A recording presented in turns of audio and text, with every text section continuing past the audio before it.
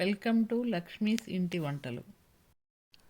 మీకు మా వీడియోలు నచ్చినట్లయితే please do subscribe to my channel. ఈరోజు నేను మీకు వెజ్ నాన్ వెజ్కు వాడుకునే ధనియాల మసాలా పొడి ఎలా తయారు చేయాలో నేర్పిస్తాను.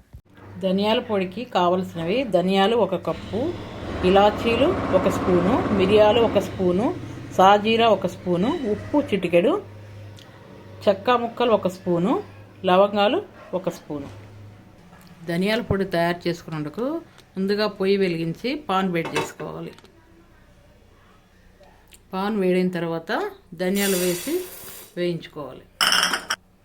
ధనియాలని దోరగా వేయించుకోవాలి.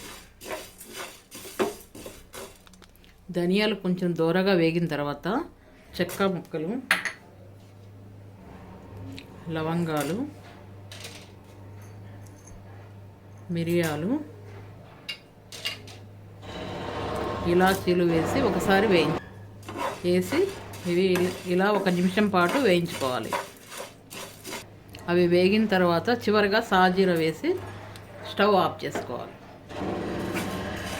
అంతా కలిసేటట్టు ఇలా కలుపుకొని చల్లార్చుకోవాలి.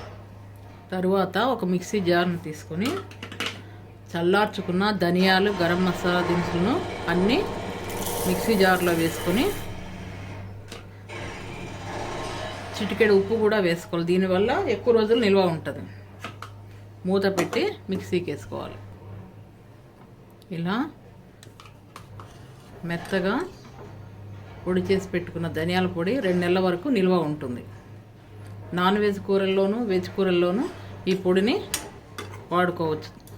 వేరేగా గరం మసాలా అవసరం లేకుండా ధనియాల పొడిలోనే ఇలా గరం మసాలా కూడా వేసుకొని పొడి చేసుకోవచ్చు.